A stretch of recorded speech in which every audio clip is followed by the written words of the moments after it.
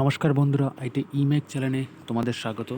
আজকে তোমাদের জন্য যে জবের আপডেটটি নিয়ে এসেছি সেটি হচ্ছে পশ্চিমবঙ্গ শিশু বিকাশ প্রকল্প আধিকারিক, যেটা আমরা সবাই অঙ্গনওয়াড়ি নামে আমরা জানি। তাহলে এখান থেকে কিছু জবের নোটিফিকেশান দিয়েছে, দেখে নেবো এর জন্য তোমাদের কী কী যোগ্যতা, বয়সসীমা ও সব কিছু আমি তোমাদের ডিটেলস ভিডিওতে বলে দেবো। আর বন্ধুরা, যদি আমার ভিডিও ভালো লাগে তাহলে অতি অবশ্যই লাইক আর সাবস্ক্রাইব করো, তা রেগুলার তোমাদের জন্য এরকম ভিডিও আমি নিয়ে আসবো। তাহলে চলো দেখে নেওয়া যাক। তা দেখতে পাচ্ছ এখানে যে বিজ্ঞপ্তির নম্বরটা দিয়েছে সেটি হচ্ছে 151, আর যেটা তোমরা তারিখটা দেখতে পাচ্ছ 21/8/2024। তাহলে প্রথমেই যেটা দেওয়া আছে সেটা হচ্ছে আঙ্গনওয়াড়ি কর্মী নিয়োগ বিজ্ঞপ্তি, যেখানে তোমাদের জন্য কি যে রানীগঞ্জের সুসংহত শিশু বিকাশ সেবা প্রকল্প আঙ্গনওয়াড়ি কর্মী পদে নিযুক্ত করা হবে। কেবলমাত্র রানীগঞ্জ সুসংহত শিশু বিকাশ সেবা প্রকল্প এলাকার কেবলমাত্র মহিলা প্রার্থী তথা আবেদনকারী নিকট হতে হবে, নির্ণীত শর্তে আবেদন। তাহলে প্রথম কথা, এখানে অ্যাপ্লিকেশন বা অ্যাপ্লাই করার জন্য তোমাদের ভারতীয় নাগরিক হতে হবে, সঙ্গে তোমাদের রানীগঞ্জ পঞ্চায়েত সমিতির স্থায়ী বাসিন্দা হতে হবে, তবেই তোমরা অ্যাপ্লাই করতে পারবে। ঠিক আছে। কর্মী নিয়োগ হবে প্রজেক্ট ভিত্তিক। এই নিয়োগে সম্পূর্ণরূপে স্বেচ্ছাসেবকমূলকে হবে। তাহলে দেখতেই পাচ্ছ এখানে যে কাজে নিযুক্ত হবে সেখানে তোমরা সহকারী কর্মী হিসেবে গণ্য হবে না। ঠিক আছে, তোমরা কোনো সরকারি কর্মী হিসাবে গণ্য হবে না, জাস্ট তোমাদের প্রজেক্ট ভিত্তিক হবে। অঙ্গনওয়াড়ি কর্মী তোমাদের যে বেতন দেওয়া হবে সেটা 4,500 টাকা তোমাদের। তাহলে 4,500 টাকা তোমাদের বেতন দেওয়া হবে।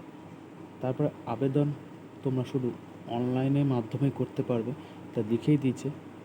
তাহলে অনলাইন আবেদন করার জন্য তোমরা এই ওয়েবসাইটে তোমরা গিয়ে আবেদন করতে হবে। আমি নোটিফিকেশানটা আমার ডিসক্রিপশন লিঙ্কে আর আর অ্যাপ্লিকেশন যে ওয়েবসাইট দিয়ে করবে সেটি আমার ডিসক্রিপশন লিঙ্ক দিয়ে দেবো, তোমরা সেখান থেকে ডাউনলোড করে অ্যাপ্লিকেশনটা দেখে ফর্মটা ফিল আপ করতে পারো। তারপর দেখো যে নোট এরা বলে দিয়েছে যে অনলাইন ব্যতীত অন্য কোনো মাধ্যমে আবেদন করা যাবে না। তাহলে অনলাইন ছাড়া তোমরা অন্য কোনো মাধ্যমে তোমরা আবেদন করতে পারবে না। এবার চলে আসি সিট সংখ্যা। তাহলে দেখো এখানে তোমাদের ইউআরদের জন্য 13টি পোস্ট আছে, এসসিদের জন্য 7টি, এসটিদের জন্য 5টি, ওবিসি এদের জন্য 3টি, ওবিসি বিদের জন্য 3টি, পিডাব্লিউডি ক্যান্ডিডেটের জন্য 1টি, ইডাব্লিউডিতে 3। টোটাল তোমাদের 35টি সিটের জন্য আবেদন নেওয়া হচ্ছে। এবার দেখো আবেদনের বয়স। তোমাদের এখানে বয়স দেখো 18 থেকে 35 বছর তোমরা হলে অ্যাপ্লাই করতে পারবে। আর তোমাদের বয়স কাউন্ট করা হবে 21/8/2024 থেকে। আর যে সকল প্রার্থীরা এসসি, এসটি, ওবিসিবি যারা যেমন বয়সের ছাড় পাও, তোমরা বয়সের ছাড় পেয়ে যাবে। তাহলে এরপর হচ্ছে এডুকেশন, তোমাদের কোয়ালিফিকেশান। তোমাদের এখানে আঙ্গনওয়াড়ি প্রার্থীদের কেবলমাত্র কোনো স্বীকৃত বোর্ড থেকে, কাউন্সিল রেকগনাইজ বোর্ড থেকে তোমাদের ক্লাস 12 থাকলে তোমরা অ্যাপ্লাই করতে পারবে। তারপর দেখো পরের পেজটা যেটা দিয়েছে স্থায়ী বাসিন্দা।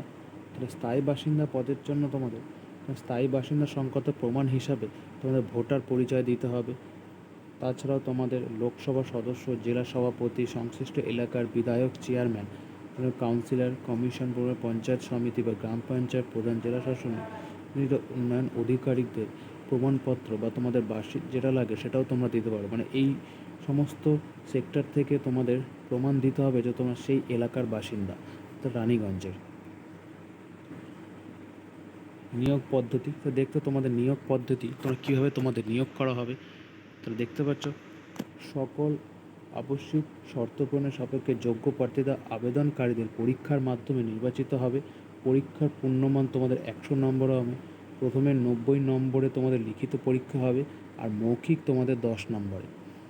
কোনো প্রার্থী লিখিত পরীক্ষার 30 নম্বর পেলে তবেই সে মৌখিক পরীক্ষার জন্য বা ভাইবার জন্য কোয়ালিফাই করবে। তাহলে দেখতে পাচ্ছ তোমাদের 100 নম্বরের মধ্যে তোমার 30 নম্বর পেলেই তবেই তোমরা ইন্টারভিউর জন্য ডাক পাবে।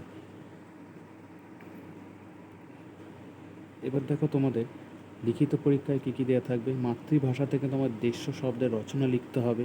শিশু স্বাস্থ্য বিষয়ক 9 মান থাকবে। পাটিগণিত থেকে তোমাদের 20 মার্কের থাকবে। আর পুষ্টি, নারী অবস্থার জন্য তোমার 15 মার্কের থাকবে, ইংরেজি ভাষা থেকে তোমাদের 20 মার্ক থাকবে, আর তোমাদের সাধারণ জ্ঞান থেকে 20 মার্ক, আর মোট তোমাদের 90। কর্মক্ষেত্র দেখো তোমার কী কাজ, আবেদনকারী যদি কর্মী পদে নিযুক্ত হন তবেই তাকে উক্ত পঞ্চায়েত সমিতির অন্তর্ভুক্ত যে কোনো গ্রাম পঞ্চায়েতকে যে কোনো অঙ্গনওয়াড়ি কেন্দ্রে যোগদান করতে হবে। যদি তোমরা পাস করো তোমাদের সেই যে কোনো অঙ্গনওয়াড়ি তোমাদের কাজ দিতে পারে, যে কোনো মানে ওই এলাকার যে কোনো অঙ্গনওয়াড়িতে।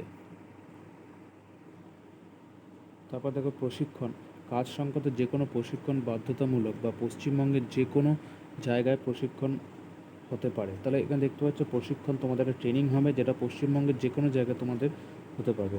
বিশেষ করে তোমাদের আশেপাশে এটা দেওয়া হবে।